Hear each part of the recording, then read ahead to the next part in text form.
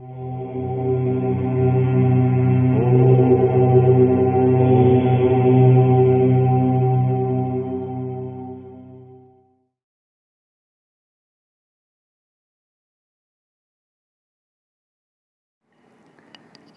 শ্রী রামকৃষ্ণ কথামৃত শ্রীমকথিত। প্রথম দর্শন। তব কথামৃতম তপ্ত জীবনম কবিবিরীড়িতম কমলশাপহম শ্রবণ মঙ্গলম শ্রীমদ্দত্তং ভুবি গৃহন্তি ইয়ে ভুরিদা জনা। গঙ্গার তীরে দক্ষিণেশ্বরের কালীবাড়ি, মা কালীর মন্দির।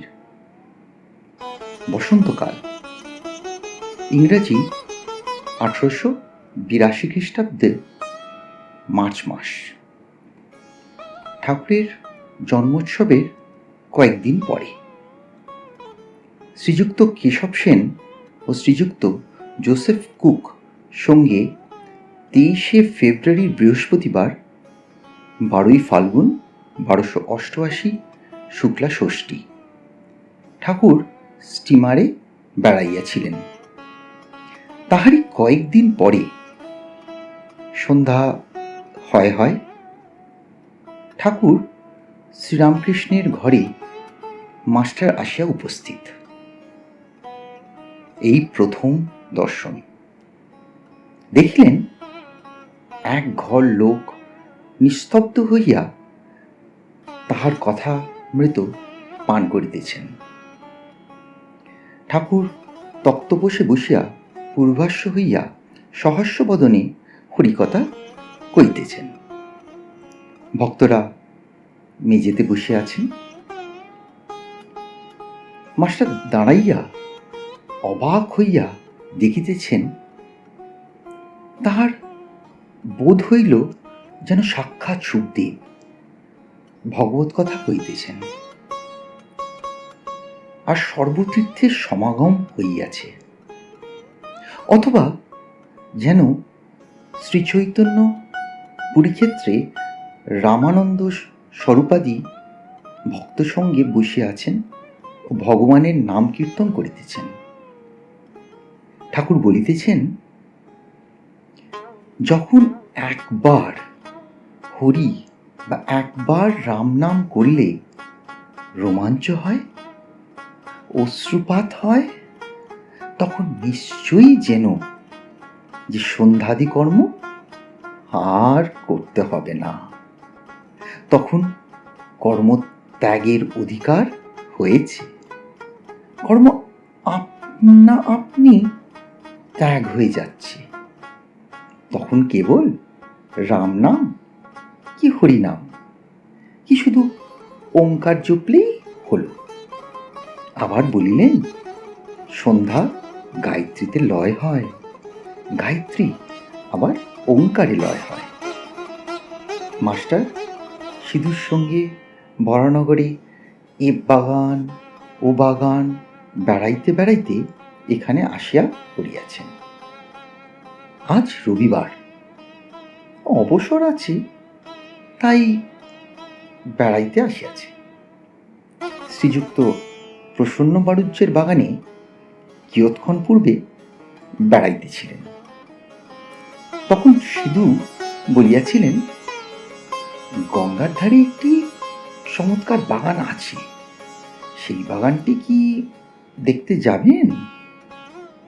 সেখানে একজন পরমহংস আছেন। বাগানের সদর ফটক দিয়া ঢুকিয়াই মাস্টার ও সিধুর বরাবর ঠাকুর শ্রীরামকৃষ্ণের ঘরে আসিলেন। মাস্টার অবাক হইয়া দেখিতে দেখিতে ভাবিতেছেন, আহা, কি সুন্দর স্থান, কি সুন্দর মানুষ, কি সুন্দর কথা। এখান থেকে নড়তে ইচ্ছে করছে না।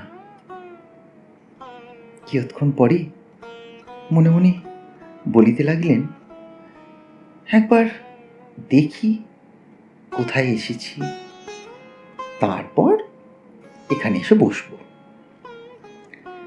সিধুর সঙ্গে ঘরের বাইরে আসিতে না আসিতেই আরতির মধুর শব্দ হইতে লাগিল। এককালে কাসর, ঘণ্টা, খোল, করতালি বাজিয়া উঠিল।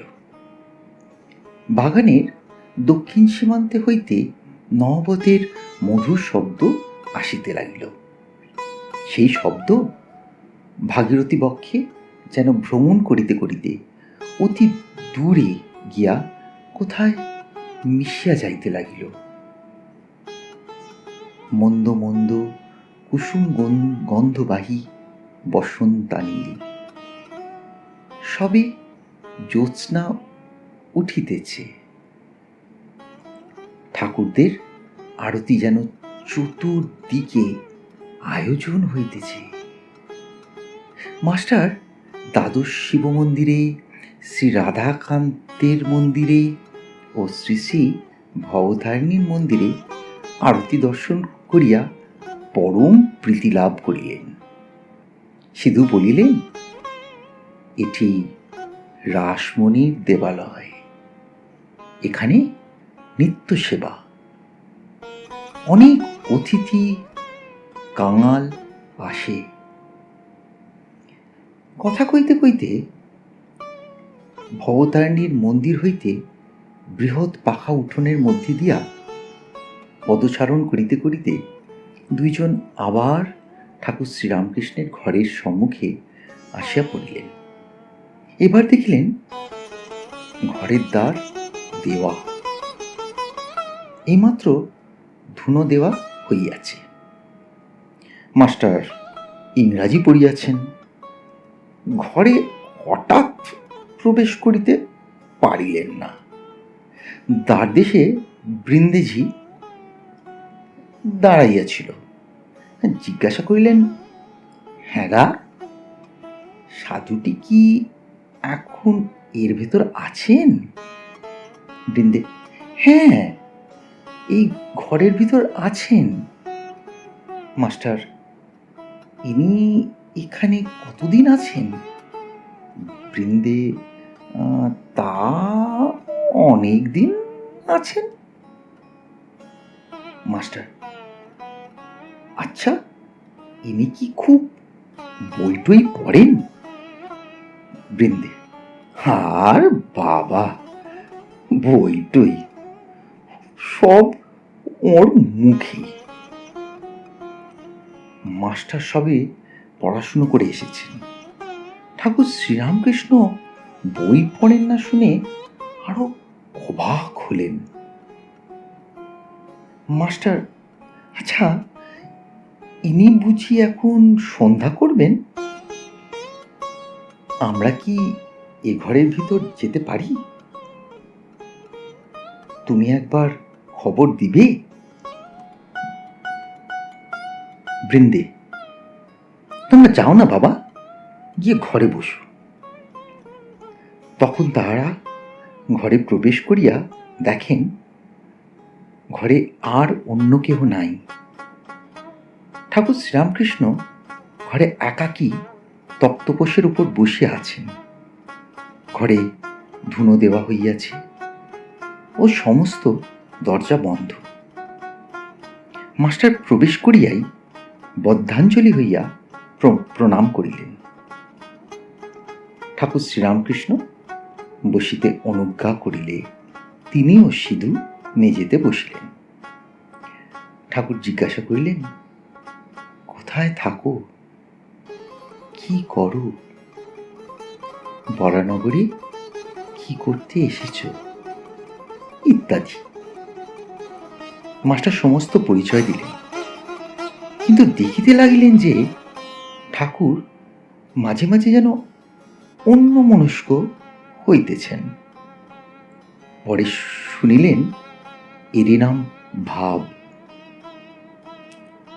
যেমন কেউ ছিপ হাতে করিয়া মাছ ধরিতে বসিয়াছে, মাছ আসিয়া টোপ খাইতে থাকিলে ফাতনা যখন নড়ে, সে ব্যক্তি যেমন ব্যস্ত হয়ে ছিপ হাতে করিয়া ফাতনার দিকে এক দৃষ্টে এক মনে চাইয়া থাকে, কাহার সহিত কথা কয় না।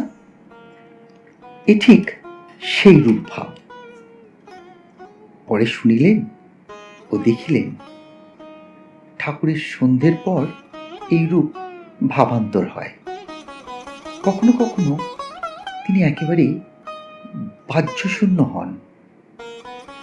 মাস্টার, আপনি এখন সন্ধ্যা করবেন, তবে আমরা আসি।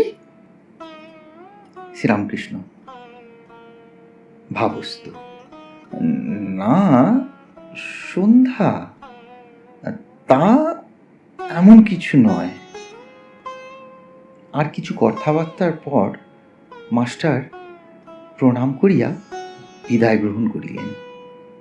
ঠাকুর বলিলেন, আবার এসো। মাস্টার ফিরিবার সময় ভাবিতে লাগলেন, এ সৌম্য কে, যাহার কাছে ফিরিয়া যাইতে ইচ্ছা করিতেছে? বই না পড়িলে কি মানুষ মহৎ হয়? কি আশ্চর্য!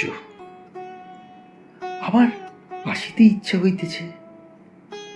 ইনিও বলিয়াছেন, আবার এসো, কাল কি পরশু সকালে আসিব। দ্বিতীয় দর্শন।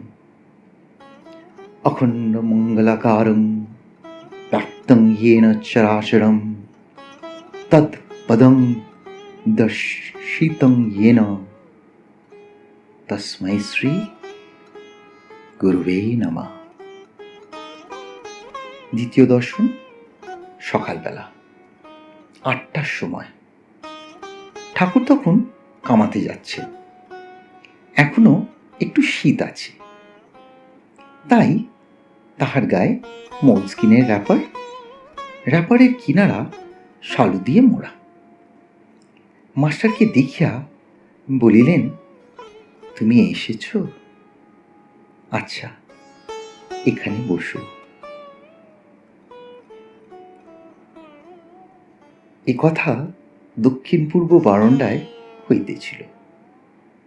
নাপিত উপস্থিত। সেই বারান্দায় ঠাকুর কামাইতে বসিলেন ও মাঝে মাঝে মাস্টারের সহিত কথা কইতে লাগিলেন।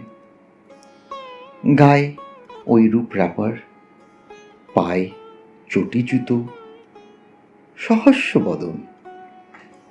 কথা কইবার সময় কেবল একটু তোতলা। শ্রীরামকৃষ্ণ মাস্টারের প্রতি, হ্যাঁ গা, তোমার বাড়ি কোথায়? মাস্টার, আজ্ঞা, কলিকাতায়। শ্রীরামকৃষ্ণ, এখানে কোথায় এসেছ? মাস্টার, এখানে বড়নগরে বড় দিদির বাড়ি আসিয়াছি, ঈশান কবিরাজের বাটি। শ্রীরামকৃষ্ণ, ও, ঈশানের বাড়ি। শ্রীরামকৃষ্ণ, হ্যাঁ গা, এসব কেমন আছে? বড় অসুখ হয়েছিল। মাস্টার, আমিও শুনেছিলাম বটে, এখন বোধহয় ভালো আছেন। শ্রীরামকৃষ্ণ, আমি আবার কেশবের জন্য মার কাছে ডাব চিনি মেনেছিলাম।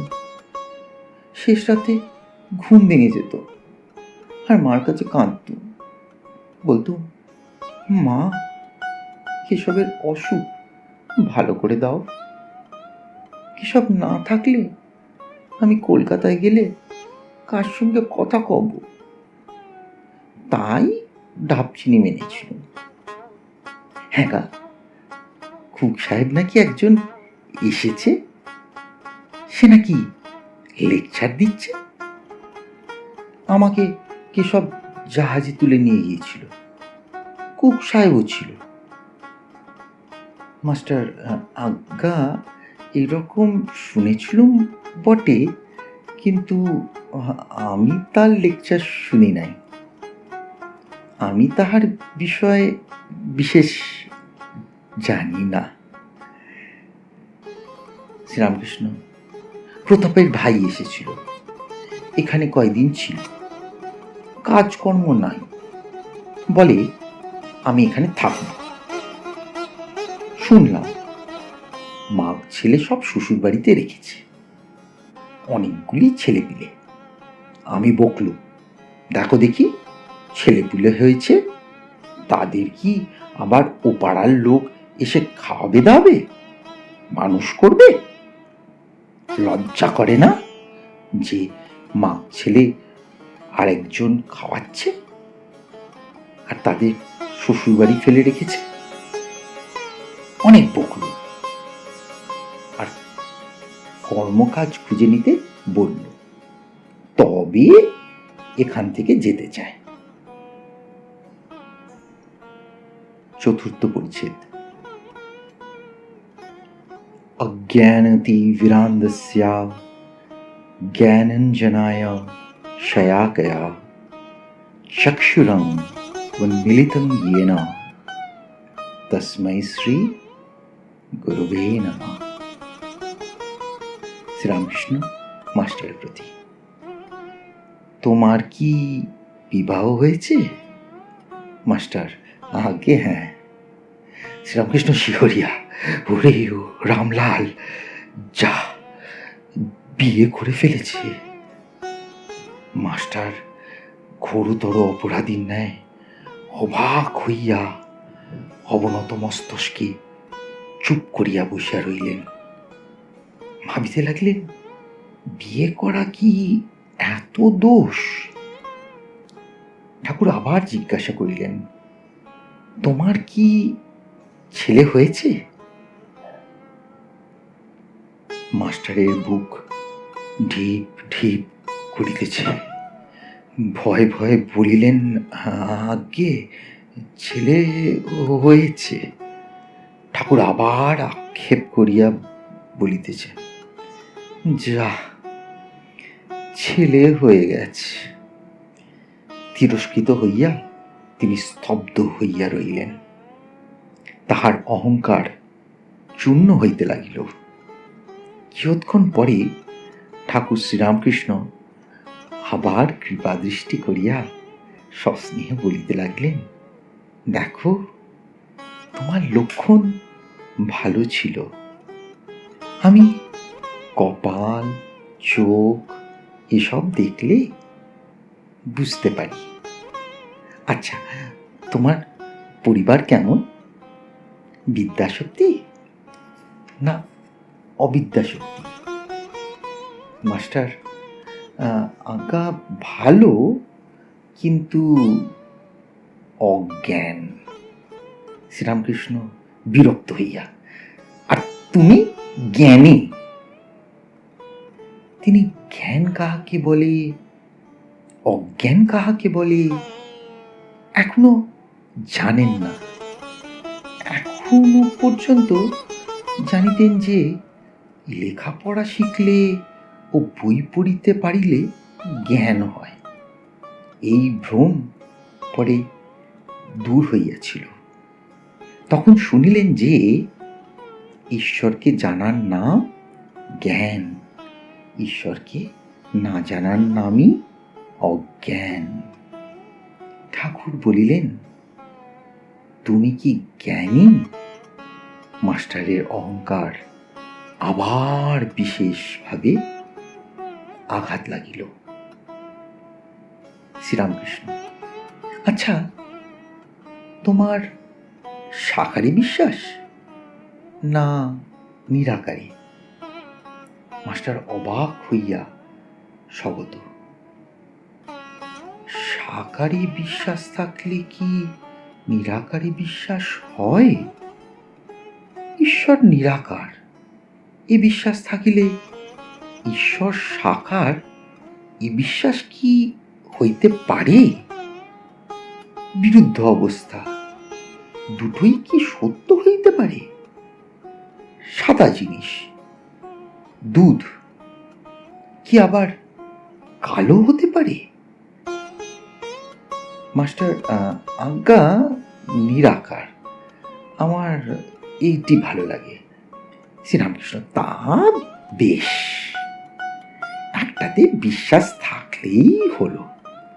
নিরাকারে বিশ্বাস, তা তো ভালোই। তবে এ বুদ্ধি করো না যে এইটি কেবল সত্য আর সব মিথ্যা। এইটি যেন যে নিরাকারও সত্য আবার সাকারও সত্য। তোমার যেটি বিশ্বাস সেইটি ধরে থাকবে। মাস্টার দুই সত্য এ কথা বারবার শুনিয়া অবাক হইয়া রইলেন। এ কথা তো তাহার পুঁথিগত বিদ্যার মধ্যে নাই।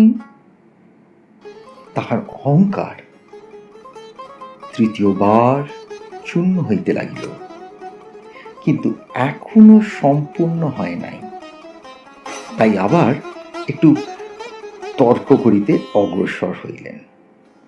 মাস্টার, আজ্ঞা তিনি সাকার এ বিশ্বাস যেন হলো, কিন্তু মাটির প্রতিমা তিনি তো নন। শ্রীরামকৃষ্ণ, মাটির কেন গো? চিন্ময়ী প্রতিমা। মাস্টার চিন্ময়ী প্রতিমা বুঝিতে পারিলেন না।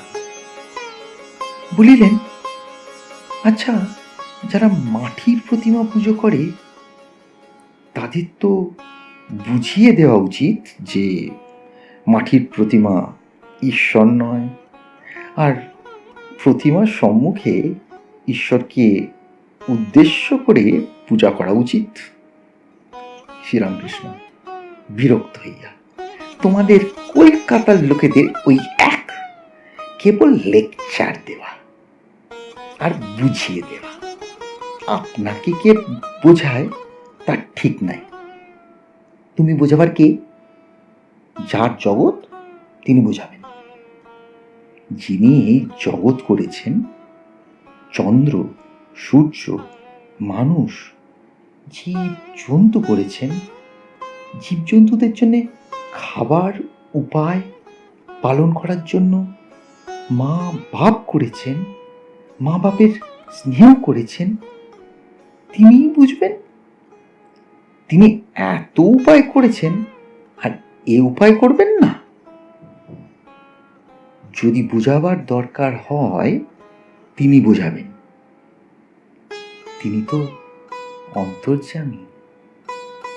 যদি ওই মাটির প্রতিমা পূজা করাতে কিছু ভুল হয়ে থাকে তিনি কি জানেন না? তাকেই ডাকা হচ্ছে, তিনি ওই পূজাতেই সন্তুষ্ট হন। তোমার ওর জন্য মাথা ব্যথা কেন? তুমি নিজের যাতে জ্ঞান হয়, ভক্তি হয়, তার চেষ্টা করো। এইবার তাহার অহংকার বোধহয় একেবারে চূর্ণ হইল। তিনি ভাবিতে লাগিলেন, ইনি যা বলেছেন তা তো ঠিক, আমার বুঝাতে যাওয়ার কি দরকার? আমি কি ঈশ্বরকে জেনেছি, না আমার তার উপর ভক্তি হয়েছে? আপনি শুতে পায় না, শঙ্করাকে ডাকে। জানি না, শুনি না, পরকে বুঝাতে যাওয়ার বড়ই লজ্জার কথা ও হীন বুদ্ধির কাজ। এ কি অঙ্কশাস্ত্র, না ইতিহাস, না সাহিত্য যে পরকে বুঝাবো? এ যে ঈশ্বর তত্ত্ব। তিনি যা বলছেন মনে বেশ লাগছে। ঠাকুরের সহিত তাহার এই প্রথম ও শেষ তর্ক। শ্রীরামকৃষ্ণ, তুমি মাটির প্রতিমা পূজা বলছিলে, যদি মাটিরই হয় সে পূজাতে প্রয়োজন আছে। নানা রকম পূজা ঈশ্বরই আয়োজন করেছেন। যার জগৎ তিনি সব করেছেন, অধিকারী ভেদে, যার যা পেটে সয়। মা সেইরূপ খাবার বন্দোবস্ত করেন। এক মার 5 ছেলে, বাড়িতে মাছ এসেছে। মা মাছে নানান রকম ব্যঞ্জন করেছেন, যার যা পেটে সয়। কারুর জন্য মাছের পোলোয়া, কারুর জন্য মাছের অম্বল, মাছের চচ্চড়ি, মাছ ভাজা, এইসব করেছেন। যেটি যার ভালো লাগে, যেটি যার পেটে সয়। বুঝলে মাস্টার? আগে হ্যাঁ।